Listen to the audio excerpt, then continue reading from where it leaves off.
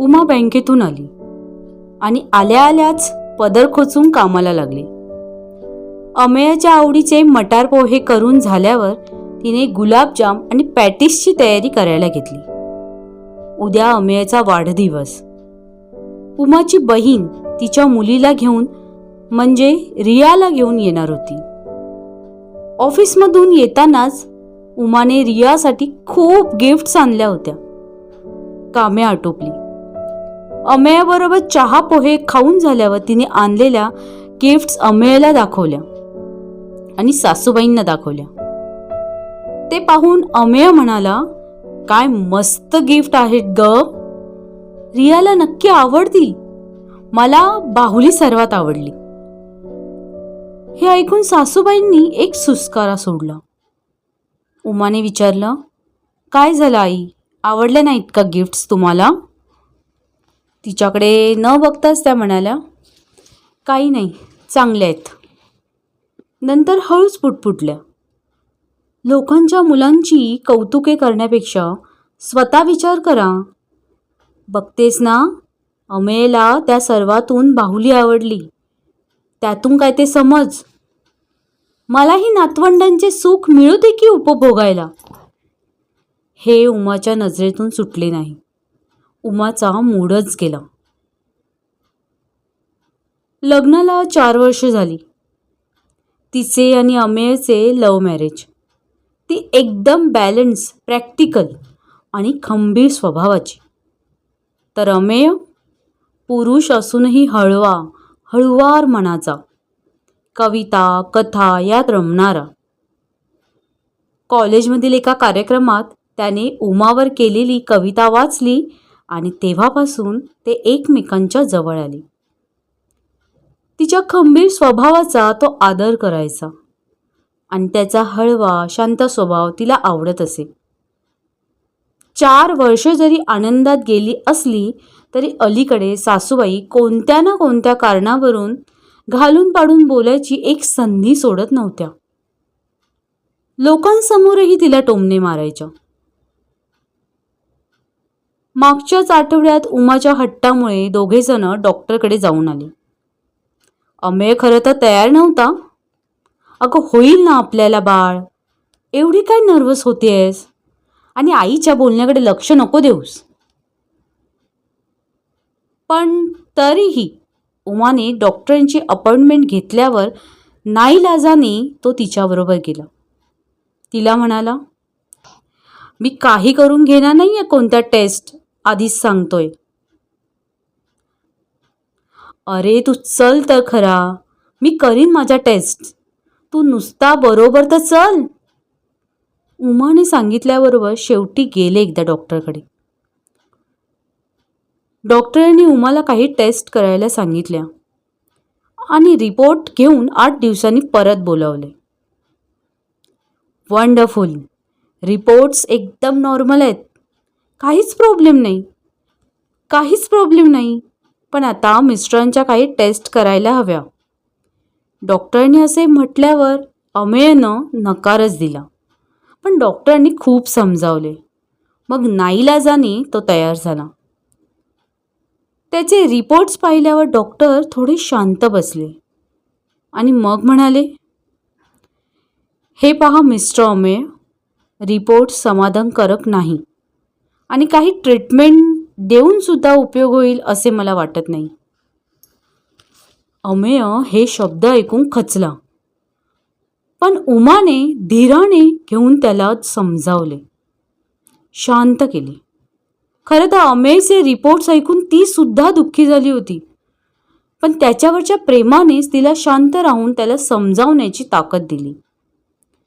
वरवर ती आनंदी असल्याचे भासवत होती. घरी आल्यावरही सासू सासऱ्यांना सर्व ओके असल्याचं सांगितले. 2-4 महिने झाले असतील तरी उमाकडून काही गुड न्यूज नाही हे पाहून सासूबाईंनी पुन्हा पहिले पाडे 55. टोमणे मारणे इतकेच नाही तर अमेयने मुलासाठी दुसरे लग्न करावे असे इनडायरेक्टली सुतोवाच केले. अमेयची कोंडी झाली होती. आईला काही सांगू शकत नव्हता आणि उमाला तर दुःखी झालेले त्याला पाहत नव्हते. 8-15 दिवस असेच गेले. पुन्हा रोजचे रुटीन सुरू झाले. एक दिवस उमाला प्रमोशन मिळाल्याचे समजले. ट्रान्सफर झाली होती नागपूरला, पण असिस्टंट मॅनेजरची पोस्ट होती. काय करावे, जाऊ का नको जाऊ? अमेय एकटा पडेल. पण एकटा का पडेल? त्याचे आई वडील आहेत की इथे त्याच्याबरोबर. खरं तर मी एकटी पडेन, पण तरी मला जावेसे वाटतंय. 1.5-2 वर्षांसाठीच तर जायचंय. निदान घरातल्यांचे टोमणे टीकेपासून तरी मोकळीक मिळेल. असा विचार करून तिने प्रमोशन स्वीकारले. नागपूरला तिची कॉलेजमधली मैत्रीण उषा राहत असल्याचे तिला माहिती होते. आणि मुख्य म्हणजे तिने उषाला फोन केल्यावर तिला समजले की उषा ही त्याच बँकेत कामाला आहे. उमाने अमेयला समजावले, अमेय, 1.5-2 वर्षाचाच प्रश्न आहे. शिवाय तू पण मध्येच कधीतरी येऊ शकशील. मी पण यायचा प्रयत्न करीन. नवीन जागा, नवीन नोकरी, रजा मिळणे कठीण वाटतंय, पण प्रयत्न करूया. 2 वर्ष पटकन जातील. अमेय स्वतःला उमाचा गुन्हेगार समजत होता. निदान तिला प्रमोशन मिळालंय, वातावरणात बदल होईल, ती आनंदात राहील असा विचार करून तो तयार झाला. तिला नागपूरला पोहोचवायला आला. 4 दिवस तिच्याबरोबर राहून तिची राहण्याची, जेवण खाण्याची नीट सोय झालीये हे पाहून तो परत पुण्याला स्वतःच्या घरी परतला. उमाचे नवीन ऑफिस सुरू झाले. पहिल्याच दिवशी स्टाफने तिचे जंगी स्वागत केले. वेलकम पार्टी अरेंज केली. उमा थोडी सैलावली. त्याच दिवशी उषा तिला भेटली.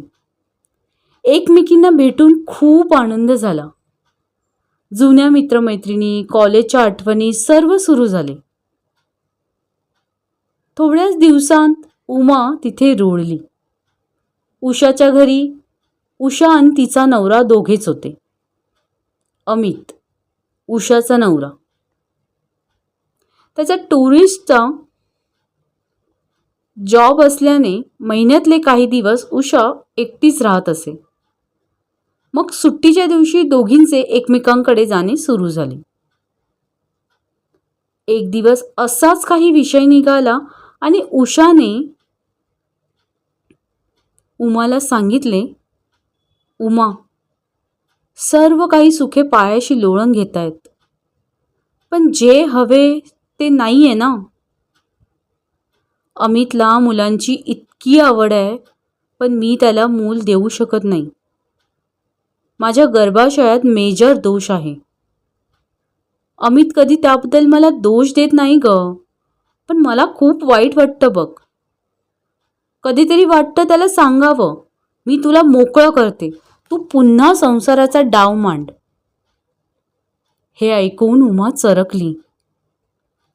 नको का असं बोलूस? जगात कोणाला दुःख नाहीये. कोणते ना कोणते तरी दुःख प्रत्येकाला असतेच.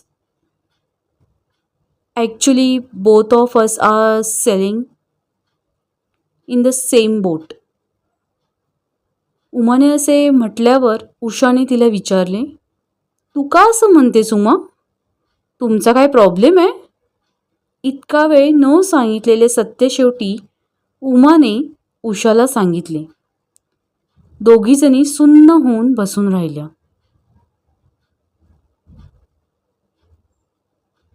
8-15 दिवस झाले.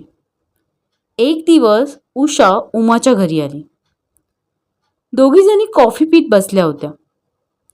उषाने उमाला विचारले, तुला एक विचारू का उमा?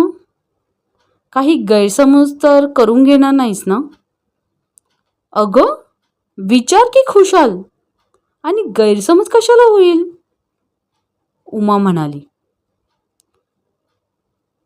अगं, आम्ही ना ज्या डॉक्टरकडे जायचो तिथे एक माहिती माझ्या वाचनात आली. Taste tube baby. मी त्यावर बराच विचार करून अमितला सुचवले देखील, पण तो काही तयार नाही आहे. तो म्हणतो, अशी कोणती आई जन्म दिल्यावर ते मूल दुसऱ्याला द्यायला तयार होईल? खरं आहे ग, पटतं मला बुद्धीला, पण मन नाही ॲक्सेप्ट करत. अमितला पितृत्व मिळायलाच हवं असं मला वाटतं. उषाने असे म्हटल्यावर उमा म्हणाली, मग तुम्ही काय ठरवलंय शेवटी? अमित झाला का तयार?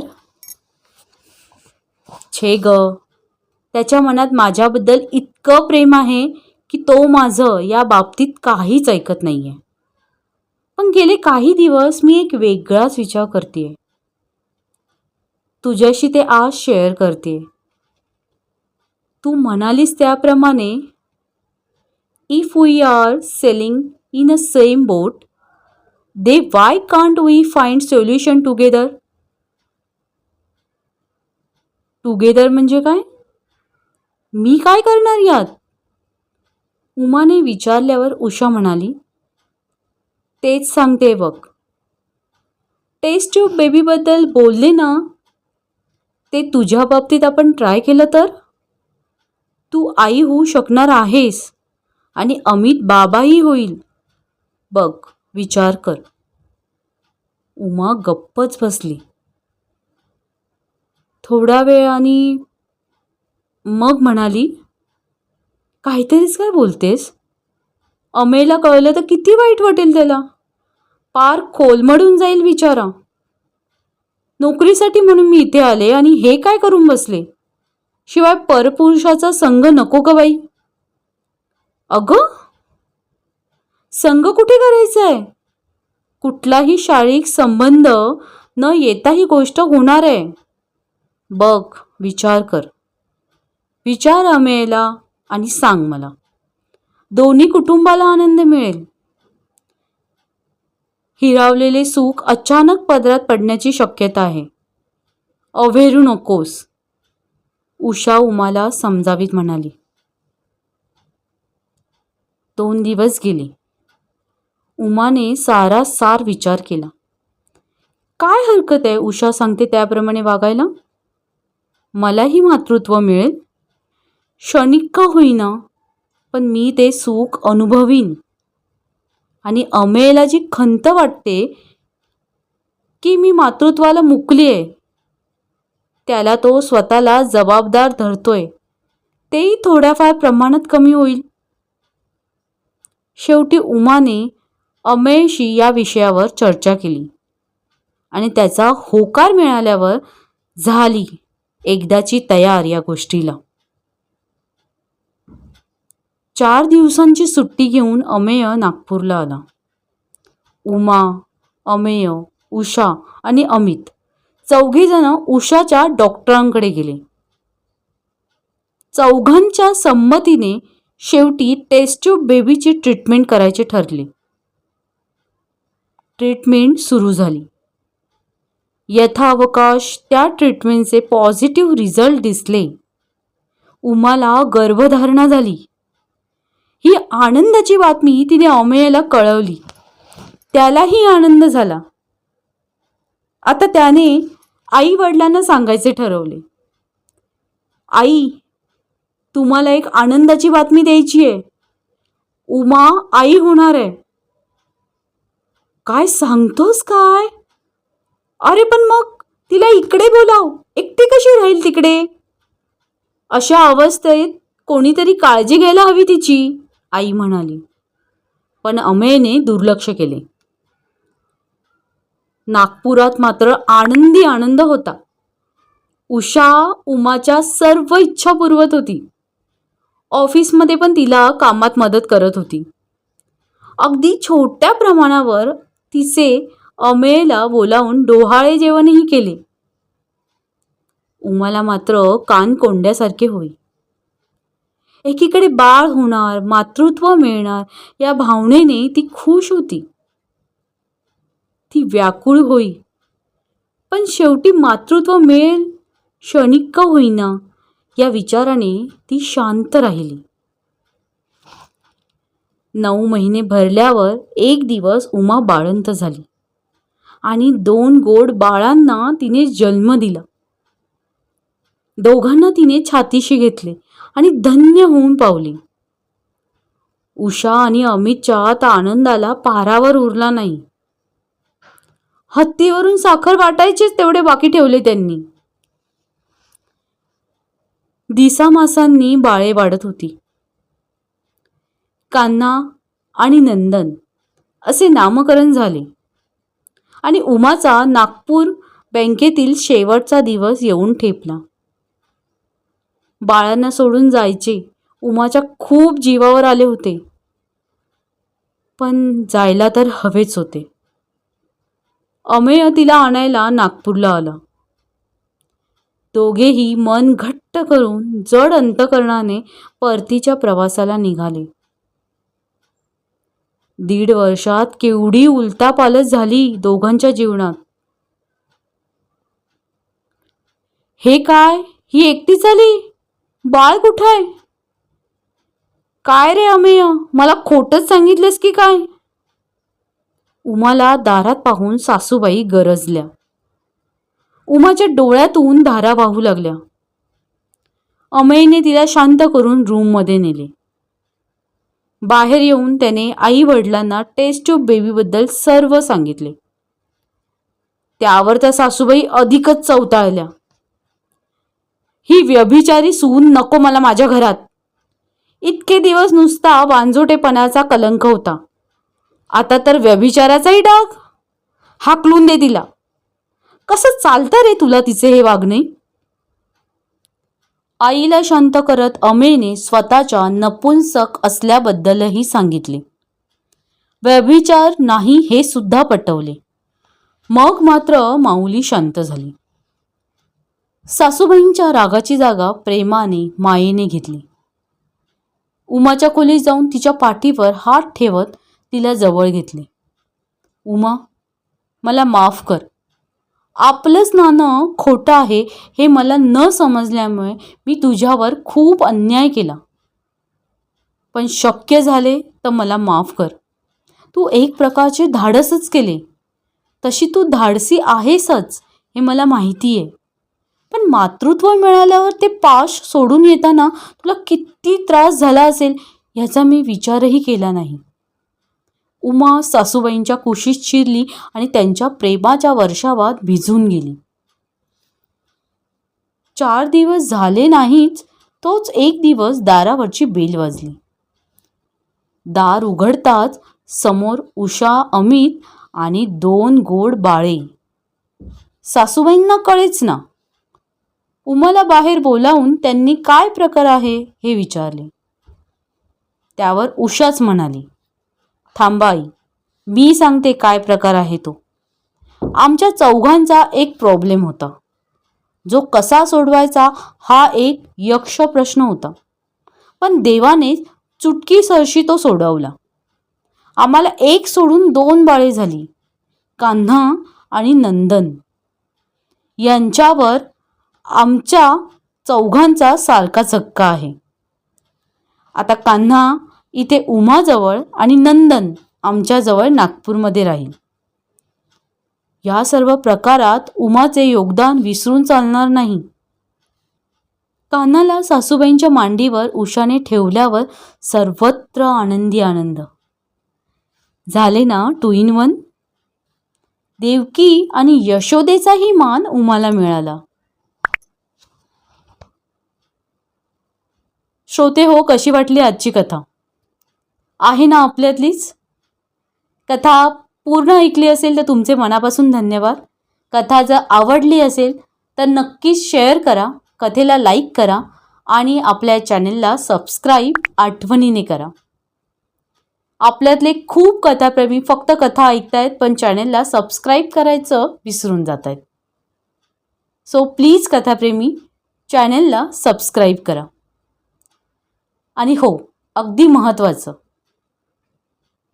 कथारंग बाय सानिका या यूट्यूब कट्ट्यावरून तुम्हा सगळ्यांना आपल्या मराठी नवीन वर्षाच्या म्हणजेच गुढीपाडव्याच्या हार्दिक शुभेच्छा. सगळ्यांच्या मनातल्या इच्छा पूर्ण होत आणि आपला हा कथाप्रेमींचा परिवार वाढत राहो ही सदिच्छा. घेऊन येईन पुन्हा एक नवीन कथा लवकरच. तोपर्यंत नमस्कार.